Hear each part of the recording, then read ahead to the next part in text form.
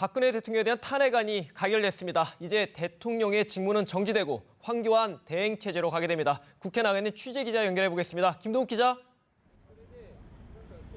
네, 박 대통령에 대한 탄핵안이 국회 본회의를 통과했습니다.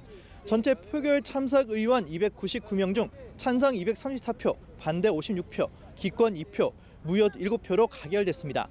애초 정치권 안팎에서 탄핵안 가결을 점치는 관측이 많았습니다만 끝까지 결과를 예단하기는 어렵다는 신중론도 적지 않았는데요. 변수로 꼽혔던 새누리당 내 비주류 등 이탈표가 탄핵안 가결에 결정적인 역할을 한 것으로 분석됩니다. 전체 찬성표 234표 중 야권과 무소속 의원 172명이 모두 찬성이라 가정하면 산술적으로 여당 이탈표는 절반 수준인 62표라는 계산이 나옵니다.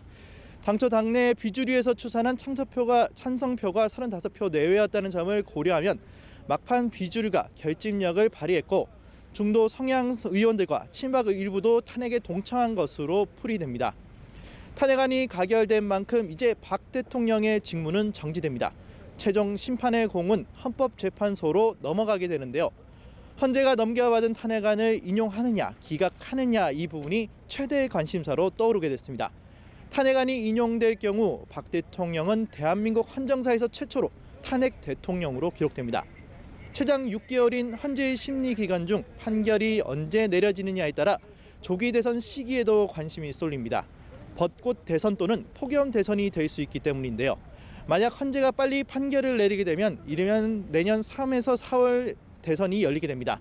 하지만 헌재가 6개월을 최대한 끌고 탄핵 사유를 인정한다면 87년 직선제 개헌 이후 처음으로 여름에 대선이 치러지게 됩니다. 네, 김 기자, 여야의 표정이 엇갈리고 있을 것 같은데 어떤 반응들을 내놓고 있습니까? 네, 탄핵안은 가결됐지만 전국 혼란은 오히려 가중될 가능성도 있습니다.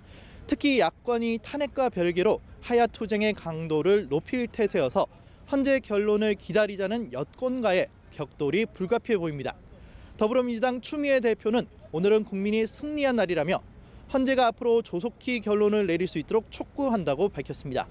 문재인 전 대표는 탄핵이 끝이 아니라 시작이라며 촛불은 대통령 퇴진을 향해 있다고 말했고 박원순 서울시장은 박근혜 대통령은 즉각 퇴진해야 한다고 말해 압박 수위를 높였습니다. 국민의당도 손금주 수석 대변인이 브리핑을 통해 이제 대통령은 국민의 뜻을 수용하고 새로운 대한민국을 위해 스스로 물러나야 한다고 밝혔습니다. 이에 반해 새누리당은 민심을 겸허히 수용하며 환골탈퇴하겠다면서도 헌재 결론을 기다려보자는 입장을 견지하고 있습니다. 김성원 당 대변인은 집권 여당으로서 탄핵 정국을 예방하지 못한 데 대해 국민께 다시 한번 사과드린다며 헌법에 따라 심판 절차에 임해주길 바란다고 당부했습니다. 하지만 친박도 돌아선 상황에서 당내 주도권을 놓고 집안 싸움부터 가야 될 전망입니다.